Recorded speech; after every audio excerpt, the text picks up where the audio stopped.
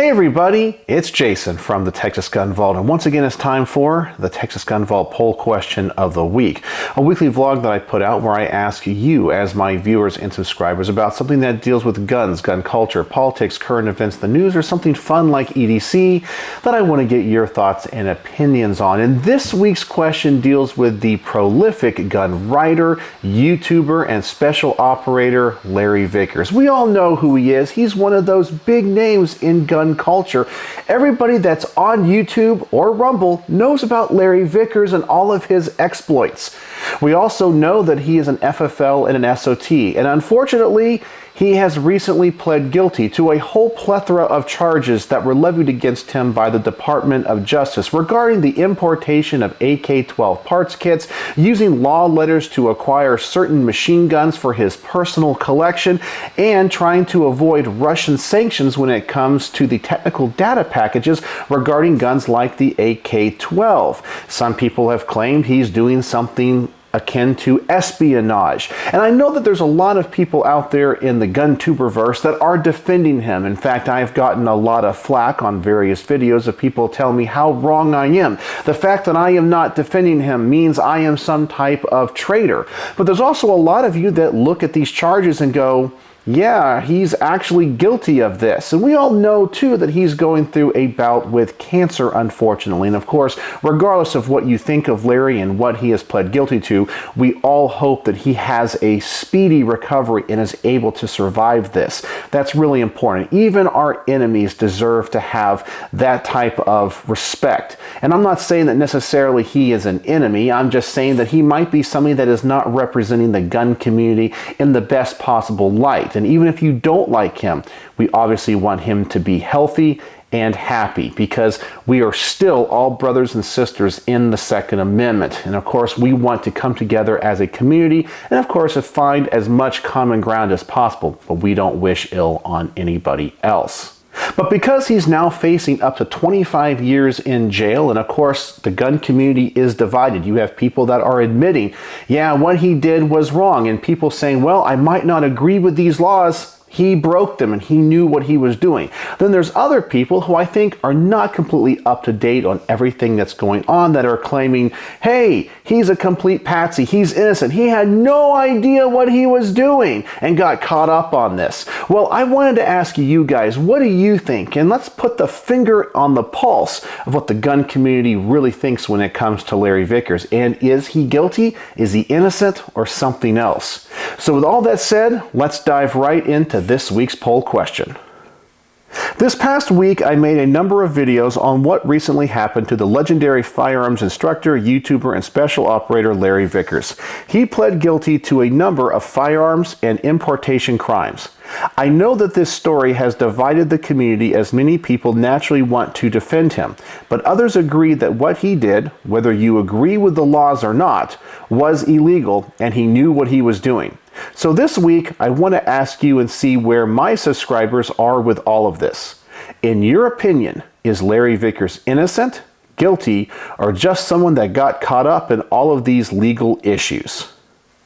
And one of the reasons I wanted to make this poll this week, beyond talking about Larry Vickers, is to also once again preach from the hilltops not to have GunTube heroes. And I refer to a GunTube hero as one of those gigantic channels, those personalities like a Hickok 45 or a Larry Vickers that people think are infallible, that just because they have a big following on YouTube and maybe have years of experience, that anything they say is gospel and they will follow them to the ends of the earth. It is impossible and unfathomable that they would ever do anything wrong. And these people have these legions. Now, I'm not saying these GunTube heroes necessarily try to cultivate this following. It's just that people naturally are inclined to defend these people that they look up to. They feel that they are comrades in arms.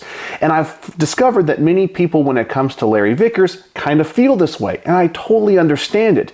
He has a fantastic track record of serving our country. He's very knowledgeable when it comes to firearms, and he was very instrumental in the development of miniguns like the HK416. Plus, he's a very entertaining guy on YouTube, and I personally have enjoyed his channel for many years. So obviously, our natural inclination is to defend him.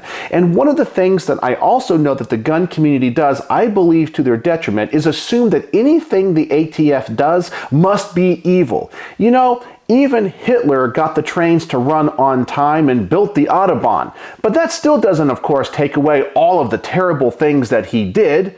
However, there were a couple of things that you can go back and go, okay, maybe that wasn't so bad. Well, the ATF is kind of the same way. You know, when there's a big gang shooting in some of the biggest cities in America, well, guess who shows up to investigate them and really wants to take these illegal machine guns out of the hands of the cartels and out of drug dealers and out of bad people? Well, the ATF does that, and they really try to do a good job. And sometimes they do good work. So not everything the ATF does is this evil, malicious thing trying to come and take your guns. Yeah, a lot of what they do is they're constantly changing the rules. But occasionally, a blind squirrel catches a nut from time to time, and that's what I think the ATF does occasionally. And this might be one of those things. Now, when it comes to the whole issue, when it comes to the importation of these weapons, well, whether or not you like Russia, don't like Russia, we have certain diplomatic relations with countries, and we can cut those relationships off. We can issue sanctions for certain countries for certain reasons. That's just in the purview of our government's power. And many times when it comes to your inalienable right to own firearms, it doesn't really affect you. I'm not really sure why so many people are so passionate about these importations of AK-12 parts kits. There's nothing stopping American AK companies from making clones of these guns and being able to sell them to SOTs who can turn them into legal machine guns. No one's stopping you from owning a gun or developing a gun or owning any gun that's already in the country. Your rights are not being trampled on at all. But everyone's like, I can't believe this. They're coming for our guns. I'm like, this really only deals with a very niche set of SOTs and FFLs.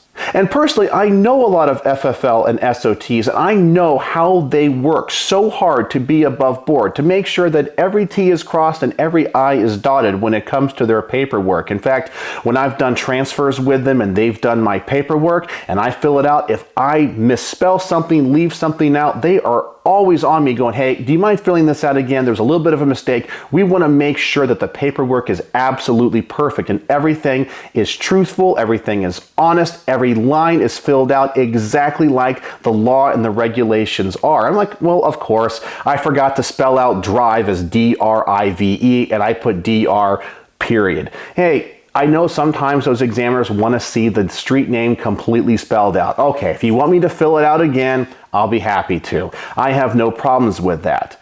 Because we understand that when it comes to firearms enforcement, the ATF takes their job very, very seriously. And so when it comes to lying or falsifying documents to them, well, that kind of ticks them off. So number one, we do have laws regarding the sanctions against Russia. So you cannot import certain arms, especially from certain companies. You're just not allowed to do that. But it does appear that Larry Vickers tried to avoid that. He falsified documents. He tried to go an in-round with other importers from other countries that could get these AK-12 parts kits, import them into the United States. Then he found two friends that I guess were chief law enforcement officers of very small police offices, and they were able to get legal law letters to get very rare and expensive machine guns. Now, this is a common practice for an SOT to be able to get and import certain machine guns, especially if they have some type of relevance to a modern SWAT team, like an MP5 or a Glock 18. Those are very common, normal things. But how many of these small law enforcement offices are really needing French FAMASes or old Sten guns? Well, that's just not a very common thing, especially if the department only has one officer. Why do they need a demonstration on that? Now, personally, I believe that these SOTs should be able to import these guns. I don't see any problems with it, and you guys know that I believe the NFA is unconstitutional, that people like you and me should be allowed to own machine guns.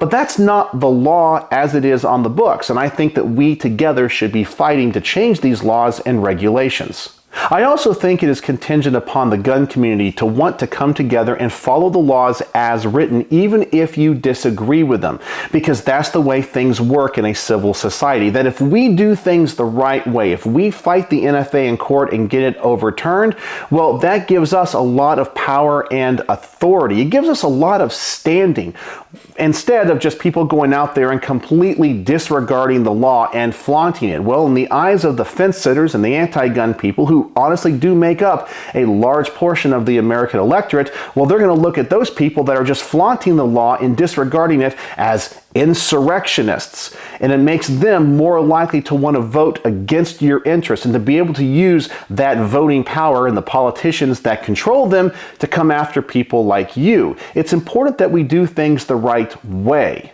And I know this is kind of a long way around just to say, well, you can disagree with the laws. However, I think they all need to be enforced, because after every mass shooting, every mass tragedy, we always say you don't need to pass new laws, just enforce the ones that are on the books. Well, if you believe that they should enforce the gun laws that are on the books, you cannot be upset that they went after Larry Vickers, because all the evidence shows that he was breaking the law. Even if it's a law that you disagree with, they went after him for laws that are on the books. So that's how I feel about this. So now let's dive right in and get your results and see how all of you voted. And with 141 votes this week, we have, he is innocent. He had nothing to do with any of the violations. 4%. He is guilty. He got caught up in it and couldn't get out. 17%. He is guilty. He had full knowledge of what he was doing. 40%. He is a patsy. The ATF just wanted to make an example of him. 35%. And something else, explain in the comments, 5%. And while it looks like a majority of you think he is guilty, after all, he did admit he was guilty, a large contingency of you think he was just being made an example of. And I honestly think that many people that have voted this way just don't understand the nature of the crimes that he has admitted to committing, and don't understand the implications of the law, and don't even know the laws themselves. One of the things that I think is really important for all of us in the gun community to do is understand the laws, even the ones that don't necessarily affect us. I'm not an FFL, I'm not an SOT, so the importation stuff doesn't affect me. However, I think it's important for us to understand, because as a gun community, we have to come together and help make these laws better or repeal them. But if you don't even know what the laws are, how can you help? So let's go through each one of these, and I'll give you guys my personal thoughts and opinions. First, we have, he is innocent. He had nothing to do with any of these violations. And that got 4%. Kind of surprised me, especially because he pled guilty. Now, I know what some of you guys are saying. Well, he is suffering from cancer, and he didn't want to put his family through that. Well, you really would think that if there was such support, well, he would say that he's innocent. He would fight it in court. If he did absolutely nothing wrong, well, the evidence would be overwhelming. And of course, the gun community would rise up and he could fundraise for his legal bills. But he chose to go the guilty route.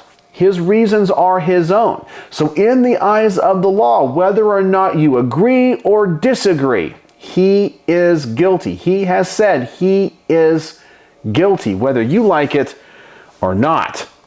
Then we have, he is guilty, he got caught up in it and couldn't get out. And I know a lot of people want to believe this. They're going to go, okay, he did break some laws, but hey, he was just part of this bigger organization. He didn't really understand all the gears and the cogs and how they were fitting together, and he was just naive on it. Well, I'm going to tell you, it is obvious that Larry Vickers is one of the smartest guys in the gun community. He knows the laws inside and out. He's an FFL, an SOT. He helps design firearms. He knows this stuff. He has friends from all over the world. There is no way you can tell me that he didn't know what was going on, especially when the text messages came out and it looks like he was trying to enhance his own personal collection by getting these Leo letters so he could acquire these machine guns that he was selling to other SOTs or keeping for his own collection. Hey, you know what? If you and I aren't allowed to own these guns, he shouldn't be allowed to own these guns to enhance his personal collection. Just because he's Larry Vickers and is an SOT, well, that doesn't seem right. We all need to be in this fight together. I understand why they should be allowed to get these Leo letters so they can do these demonstrations. They can also make post-sample machine guns, so no one's stopping him from legally making a machine gun. However, he was trying to do something that was unscrupulous, and I don't think that bodes well for the Second Amendment community as a whole. Then we have he is guilty. He had full knowledge of what he was doing. 40%, that got the majority, and if I was voting in this poll, that is what I would have voted for as well. I think that's pretty self-evident that he knew exactly what he was doing. He was the one asking for these letters, and he wrote all these text messages which have come out pretty much admitting full guilt. Then we have he is a patsy. The ATF just wanted to make an example of him. Now, I am 100% sure if the ATF goes to a lot of FFLs and SOTs around the country and they go, hey, you got this gun on a law letter. Did you ever really do a Leo demonstration with this? Well, maybe, maybe not. However, many times the SOTs might only have one of these sample guns as compared to what he was doing. 150 law letters for a department of one officer? Yeah, something just doesn't seem right. And I know a lot of people want to think the ATF is just out to get people. Well, if that's the case, why Larry Vickers? Why not bigger fish? I mean, Larry's a big guy in the gun community, but there's probably people that have way more influence and are way more well-known than Larry. Why'd they just go after him, and why aren't they going after others? Well, it's probably because he was the biggest perpetrator of this crime. And then finally, we have something else explained in the comments, and I think a lot of people that were like this and voted for this were like, yeah, he might be guilty, but the ATF is making an example of him, but everybody does it anyway. And so I think it's just people trying to defend their gun tube hero, and there's nothing wrong with that. If you guys want to idolize him, that's perfectly fine. But as I try to tell you guys, don't have gun tube heroes, because they're only going to disappoint you, because they're just human beings. Just because they're on this side of the camera and coming to you through your phone, your tablet, or your television and computer doesn't mean they're special. I'm nobody special. Well, you guys can already tell that. But those big guys with the big channels, they're nobody special either. They do great work, and I think it's wonderful if you support them. But don't idolize them. Don't think that they are infallible. So that's what I think on all of this. So now let's go through this and see what you guys had to say with the top-rated comments of the week. And the top-rated comment of the week comes from Secret Agent 8126, who said, "It's either bigger than what we know, or they are making an example of him. There are plenty of SOTs that use the same method to get machine gun. Surprised it hasn't happened to any of the machine gun rental places yet."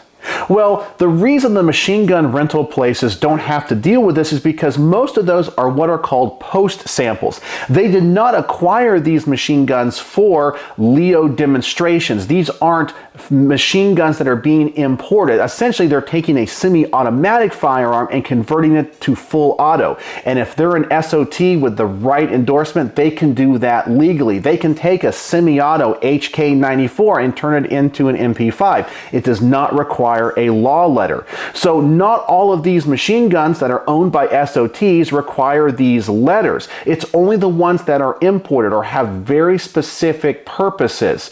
And that's what he was doing. It's not like he was buying an AK and then converting it to full auto, which he was legally allowed to do. He was trying to import an AK-12 parts kit made in Russia and then have machine guns made out of that, which he cannot do. And a lot of this stuff was being imported on law letters because you just can't bring them in as is. It's not like they're made here in the USA and then converted. They're coming in as machine guns. It's a completely different regulation.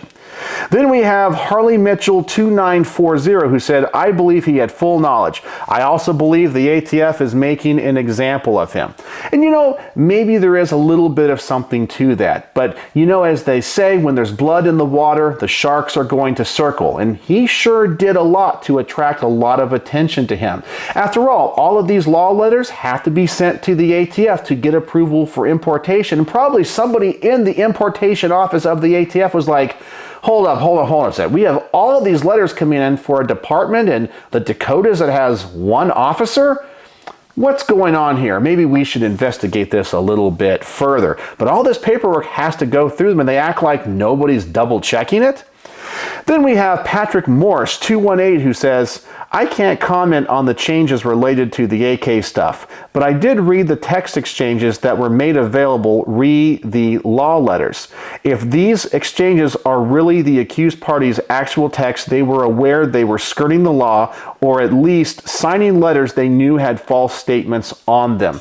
Yeah, and I actually think the falsifying documents is the biggest charge here. It doesn't matter if it has to do with these law letters and these ATF forms. If you forge or lie on any document to the IRS, to the ATF, to any other government agency, you can get in a lot of trouble. Just go by the law. You can work to change the law. You can be outspoken about it. You got your First Amendment right. You can work to have these laws and regulations changed.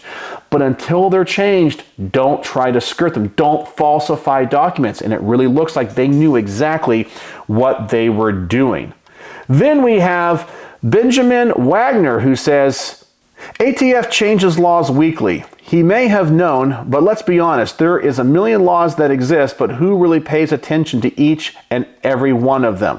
Well, that is a good point too. However, it is really important and contingent upon the gun community to know your laws. It's going to keep you out of trouble, because when it comes to the Department of Justice, the ATF, it doesn't really feel like they're going to be very lenient. Just like if you go into a state like New York or New Jersey and you have a concealed carry license from your state, well, they're not honored there.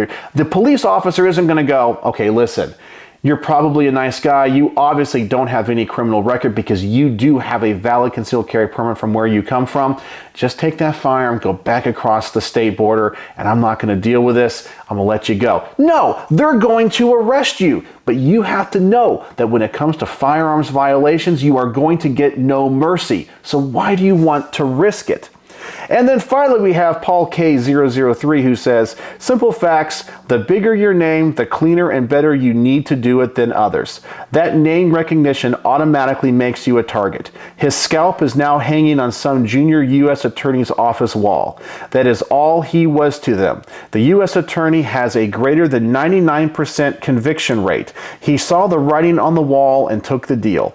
If he is lucky, the judge will take his military service into consideration and send him to a prison camp like Butner, North Carolina, where he'll serve his time, which he can't see being more than 5 years in relative peace.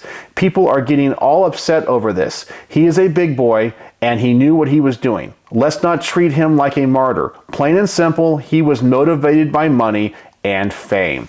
And yes, there is a lot to that. He was obviously motivated, thinking he was bigger and better than all of us. And that's one of the things too about these gun tube heroes. Whether it is Rob from the AK-47-74 Operators Union, Hickok 45, probably even the Yankee Marshal, they all at some level think that they are better than you. You're lesser than them. It's not because they're evil or malicious. It's just that because everywhere they go, they're worshipped by the cult members. Oh my gosh, Hickok 45, you are a god. Same thing with Jerry Miculek. Can you imagine going to any event where Jerry Miculek is, or as Jerry Miculek? You don't get left alone. All these people, oh my God, I'm your biggest fan. You shoot so fast. You're amazing. I wish one day I could shoot like you. It has to go to your head at some point. As I said, I don't think these people are bad or evil or malicious or any of that. But after so many years of this idol worship that they're told they can do nothing wrong, well, they're going to think they are better than you. They are better than me because we're just lessers. They are the big boys and the big girls of the gun community, and they set the tone and can influence all of you through just a video. It's a lot of power. And with great power comes great responsibility. Yeah, and I think Larry let us all down. But that's what I think on all this, and that's what you think on all of this. It seems like most of you guys agree he is guilty to some degree, but many of you still think he is innocent. But I think many people who think he is innocent either don't understand the laws or think he's a gun tube hero. And I guess that's just the way it's going to be. But it really has divided the community, and I'm really sad about that. So, if you would like to participate in next week's poll, please go to the community tab of my YouTube channel. I'm going to post a link both in the comment section and in the description. Make sure that you go over there, see what the poll is about, make sure that you vote, comment, and like other people's comments so we can get the top rated comments of the week. I always enjoy having these discussions with you and seeing what you guys are thinking about the issues of the day.